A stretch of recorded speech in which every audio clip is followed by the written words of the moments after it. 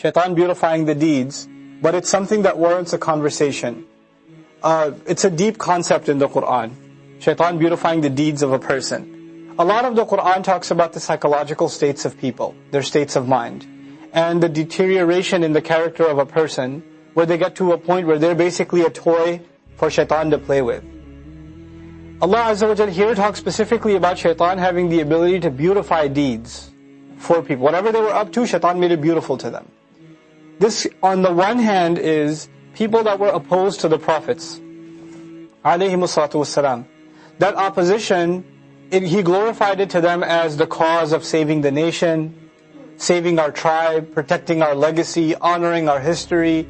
He gave it a beautiful name. It was a war against Allah's messengers, but He would give it a beautiful name in their minds. So they would think they're actually serving a noble cause. He beautified it to them.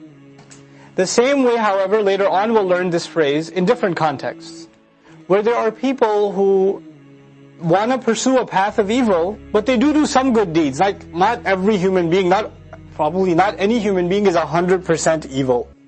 They do some good deeds too. We're not like cartoon characters where the bad guy is always the bad guy, you know? What Shaitan does though is makes you feel so proud of those few good things that you do, and beautifies them in your mind like I've accomplished a lot, that you don't feel the need to change any of your other behavior. So what societies do, what nations also did when they opposed the messengers, they would highlight some good qualities that they have. And perhaps those qualities are actually good. But that doesn't take away from the fact that they're opposing messengers, that they're opposing the truth, they're opposing revelation. وَزَيَّنَ لَهُمُ الشَّيْطَانِ مَا كَانُوا يَعْمَلُونَ. I say this because amal, in Arabic, generally is actually used for good deeds. Unless you qualify it with a bad word like مَنْ يَعْمَلْ مِنْكُمْ سُوءًا بِجَهَالَةٍ, you add su to it. But amal by itself, is actually good deeds, is deeds that are worth something.